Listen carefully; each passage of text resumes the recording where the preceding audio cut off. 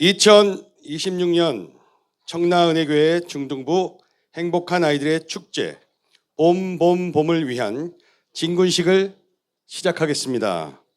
저는 진군식의 사회를 맡은 오상욱 부장입니다. 이제 중등부 학년별로 학년을 상징하는 기수단의 입장이 있겠습니다. 기수단이 입장할 때 큰 박수와 함성으로 기수단의 길을 열어주시기 바랍니다. 일단 입장! 기수단은 교회를 상징하는 깃발과 학년을 상징하는 세 개의 깃발이 들어옵니다. 처음에는 서혜인 학생이 교회를 대표하는 깃발을 들고 입장하며 그 뒤를 이어 권상우, 김조희, 김지훈 학생이 학년 깃발을 들고 입장하고 있습니다. 큰 박수 부탁드립니다.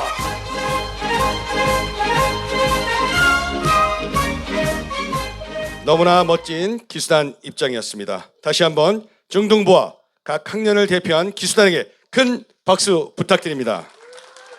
다음은 진군식에서 가장 엄숙하고 중요한 순서인 진군식 선서가 있겠습니다. 여호와의 사자가 기드온에게 나타나 이르되 큰 용사여 여호와께서 너와 함께 계시도다. 우리는 예수님을 나의 구주와 주인으로 고백하는 하늘 나라의 용사들이다. 우리 중등부는 하나님의 큰 용사로서 주님의 증인이 될 것이며 학교와 학원과 민족과 열방을 구원하는 그날까지 주님의 말씀에 의지하여 담대히 전진해 나아갈 것이다. 또한 이를 이루기 위한 행복한 중등부의 축제에 적극 참여하여 전도와 영적 전쟁에서 믿음으로 승리할 것을 선서합니다. 행복한 중등부 진군식 선수자 회장 임하진. 네, 임하진 회장이 전체 중등부 학생들을 대표하여 결의문을 목사님께 전달하였습니다. 모두 자리에 착석하시겠습니다. 기수단 대장, 이제 기수단 퇴장이 있습니다. 박수로 퇴장을 맞아주시기 바라겠습니다. 권상우 학생의 구령에 맞춰 교회를 대표하는 깃발이 먼저 퇴장하고 뒤를 이어 학년을 대표하는 깃발이 퇴장하고 있습니다. 자, 이어서 학년별 퍼포먼스가 시작되도록 하겠습니다. 첫 번째 순서로는 1학년 대표가 나와서 하겠습니다. 모두 뜨거운 박수 부탁드리겠습니다.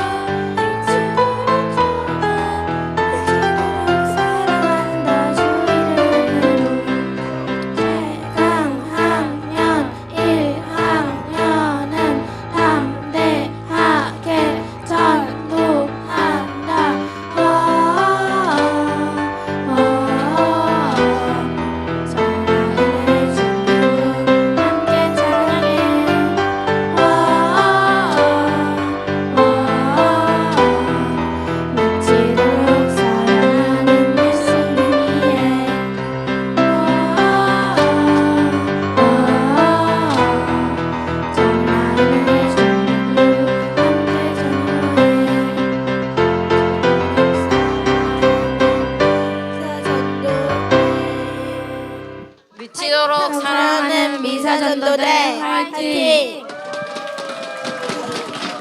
3학년 우리 중등부의 대표 학년으로서 멋진 모습 기대합니다. 저희 3학년은 기쁨으로 부름에 응답하고 사랑으로 세상을 섬기기 위해 모였습니다. 하나님의 빛을 들고 나아가는 3학년 구호 시작하겠습니다. 구호 준비. 예. 구호 시작. 믿음의 역사! 전쟁에 하나님의 사랑! 하나님 믿으며 하나님의 사랑! 전진하자! 믿음! 하나. 2학년 기대해 봅니다. 긴 겨울이 지나고 따뜻한 바람이 불면 작은 씨앗이 깨어납니다. 당신의 마음에 꽃피울 아름다운 소식을 가져왔습니다. 봄꽃보다 향기롭고 봄바람보다 따뜻한 예수님의 사랑. 안 나오는데. 그 사랑을 우리가 지금 전하려고 합니다.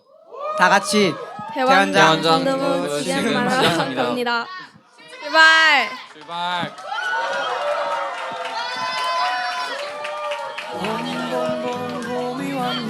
예수님은 이 땅에 오셔서 하나님의 나라 복음을 전파하시고 예수님 당신이 누구신지를 친히 보여주셨어요.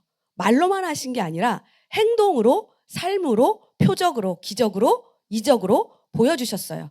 우리가 그동안 2월 말부터 지금까지 쭉 봐오면서 예수님이 하나님이시다라는 사실을 볼 수 있었던 표적들을 몇 가지 보면 물이 포도주가 되게 하신 사건, 5천 명을 먹이신 사건, 눈먼 자를 눈 뜨게 하신 사건, 또 죽은 나사로를 살리신 사건, 또 최근 가장 가까운 때 나는 선한 목자야.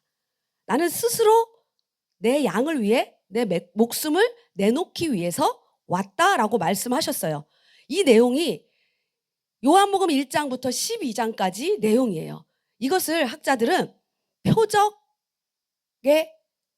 말씀이다라고 분류를 했어요. 1절부터 12절까지, 1장부터 12절까지. 예수가 그리스도라는 것을 표적으로 나타내 보여주셨구나. 그럼 13장부터 끝까지는 어떤 내용일까? 그렇다면 예수가 그리스도라고 안다면 너희는 이렇게 살아라 라는 내용을 말씀하고 계세요. 오늘 그 첫 장이 바로 13장이에요. 예수님은 13장에서 제자들을 대상으로 가르쳐요. 나 떠날 거야. 나 떠날 거고 이제 너희와 함께 할 수 없어. 너희는 이렇게 살아야 해. 그동안 나를 통해서 본 게 있잖아. 그 본 것하고 지금 내가 너희에게 보여주는 이걸 보며 이렇게 살아라. 그게 뭐냐 하면 오늘 말씀의 제목인 끝까지 사랑하시는 예수님. 우리 보고도 끝까지 사랑하라고 말씀해 주고 계세요. 예수님이 계신 이곳은 유월절을 며칠 앞둔 목요일 저녁이에요. 장소는 마가의 다락방입니다. 오늘 밤 예수님은 로마 군인들에 의해 잡혀가셔서 고난받으시고 내일 돌아가실 거예요. 지금 마가의 다락방 그림처럼 우리가 생각했던 마가의 다락방은 한국집을 생각하면 되게 작은 방일 것 같은데 이렇게 컸구나.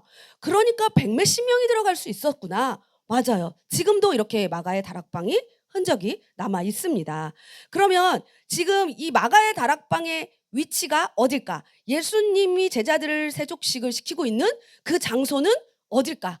이 밖에 있는 이 점점점점점 이게 바로 이제 예루살렘이에요. 예루살렘 안에 여기 성전이 있어요. 지금 마가의 다락방 여기 와 있는 거예요. 여기서 세족식을 하고 있고요.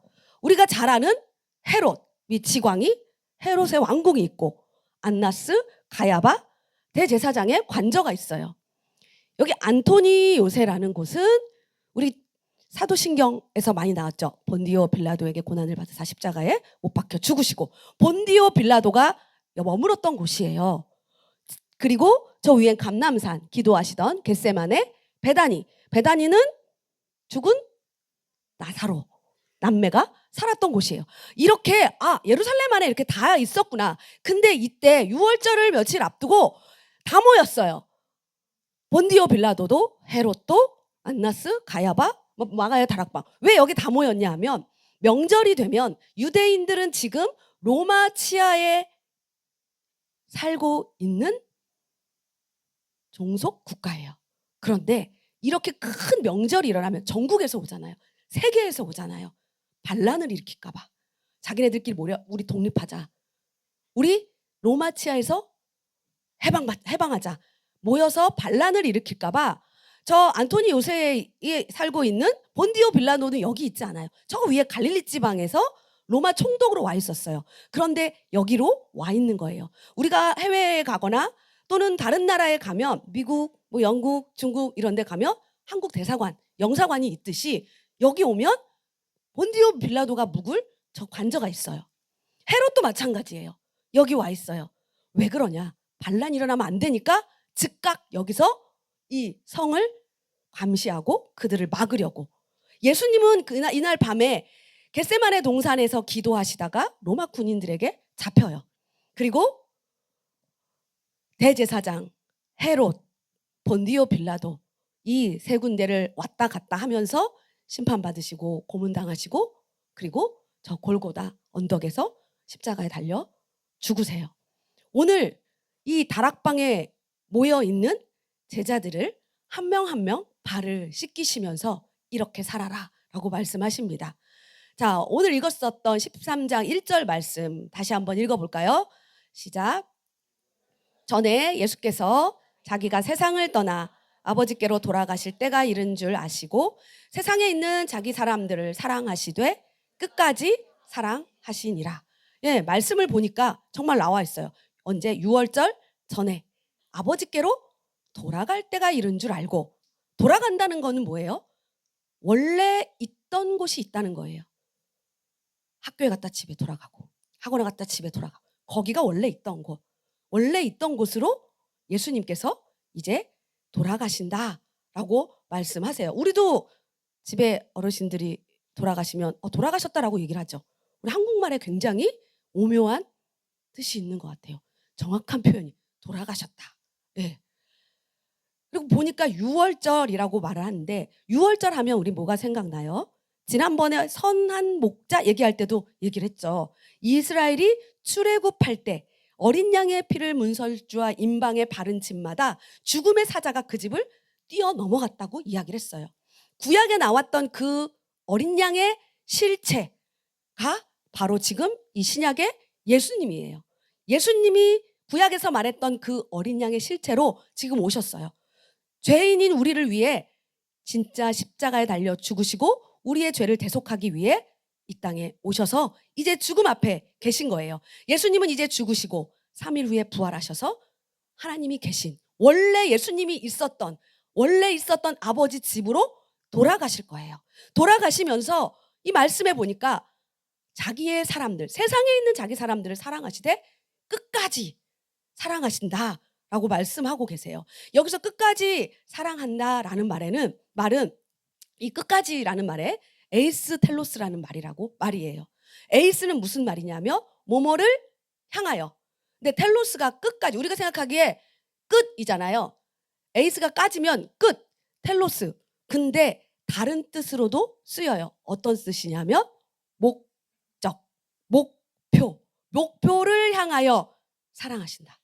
그 목표에 닿을 때까지 사랑하신다. 예수님의 목표는 뭐예요? 아까 앞에 말씀에서 봤던 것처럼 이 세상에 하나님께서 맡겨주신 하나님의 백성들, 그 사람들을 다 구원할 때까지, 그 목표에 달할 때까지 나는 사랑한다 라고 말씀하셔요. 그런데 너무 슬픈 얘기가 2절 3절에 이어서 나옵니다. 2절 3절 읽어볼까요? 마귀가 벌써 시몬의 아들 가롯 유다의 마음에 예수를 팔려는 생각을 넣었더라. 저녁 먹는 중 예수는 아버지께서 모든 것을 자기 손에 맡기신 것과 또 자기가 하나님께로부터 오셨다가 아시고, 예수님은 아무것도 모르는 상태에서 이 일을 당하는 게 아니라 다 아세요. 내가 당할 일, 내가 만날 일, 이런 상황 다 알고 계세요. 왜냐하면 하나님께서, 아버지 되시는 하나님께서 태초부터 계획하신 그 목적을 이루시기 위해 순종하러 오셨기 때문에요. 다 알고 계세요. 가롯 유다가 본인을 팔 것도 알고 계세요. 다 아시면서 가롯 유다뿐만 아니라 12명의 제자의 발을 다 씻겨주십니다. 근데 오늘 본문에 나오는 말을 보니까 누가 먼저 나오냐면 베드로가 나와요. 베드로의 발을 씻겨주시는데 베드로가 예수님, 제 발을 씻겨주시다니요. 안 됩니다. 씻기지 마세요. 왜 이렇게 얘기했을까? 베드로는 어떤 사람이라고 생각해요, 우리 친구들은? 베드로는 충동적인 사람이에요. 또 베드로는 겁도 많아요. 베드로는 비겁해요. 왜 베드로가 충동적인 사람이었을까? 베드로는 지금 여기에서 보는 것처럼 자기 눈에 들어오면 바로 말을 해야 돼요. 발을 씻기시다니요. 우리나라에서 스승이 제자의 발을 씻기는 건 없습니다. 제자가 스승의 발을 씻겨야죠. 어떻게 예수님이 저희 발을 씻깁니다. 안 됩니다. 라고 말하는 거예요. 우리 친구들 중에도 있어요. 말을 먼저 하고 행동하는 친구들 있습니다.